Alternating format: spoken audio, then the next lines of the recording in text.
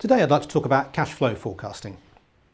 What I'm talking about here is a short-term plan that says, can we get through the next few months, rather than the longer-term forecast that covers a period of years.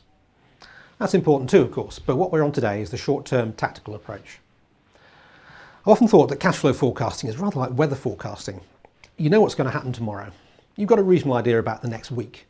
Beyond that, you can only make broad estimates based on what has happened in the past.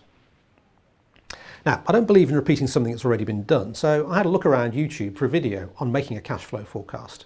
And although there are lots that claim to do this, to my surprise, I couldn't find any that picked up the key practical points and pitfalls in a forecast. So I hope to fill the gap with this presentation. First off, in this video, I'm just going to talk about some of the key points that you have to bear in mind when building a forecast. Then in part two, we'll build a forecast up step by step. The first point, which everybody does stress about cash flow, is that cash is not the same as profit. You can make a sale, but until the money hits your bank account, there is no cash benefit. That's all fairly obvious, but the key point for forecasting is that you have to be as accurate as you possibly can in putting cash movements into the right period. If your main receipt for a month arrives the day before your payroll is due, that's good. If it arrives the day after, you may have a big problem. The big feature that most cash flow explanations miss out is the effect of VAT, or sales tax. What I'm going to talk about here applies to the UK, but there's something similar in most countries.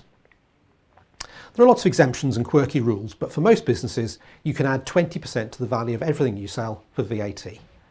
But all the people you're buying goods and services from are adding 20% to what they charge you. Then once a quarter, you have a big sweep up of all these 20% and pay over to the taxman all of the tax you charge to your customers, less what you've been charged by suppliers. For many businesses, this is their biggest single cash movement. And it all has a massively distorting effect on cash flow, but it has to be dealt with correctly if you want an accurate forecast. There's another tax distortion in relation to payroll. On payday, you'll only pay over net pay to your employees. The tax, insurance and pension contributions get paid out in the following month. Again, you have to get these payments in the right time bucket in your cash flow forecast. The final point I'd like to make before we get into the detail is that a forecast is only any use if you take action on its results. If it tells you you can meet all of your commitments comfortably, then you may have some spare funds to invest. If it shows that you have a cash flow problem, then you need to take action. Advance some receipts, delay some payments, talk to the bank. But it's easier to do any of these things if you have some time to plan them. So that's by way of introduction. Now please have a look at part two, where we'll build up a forecast step by step.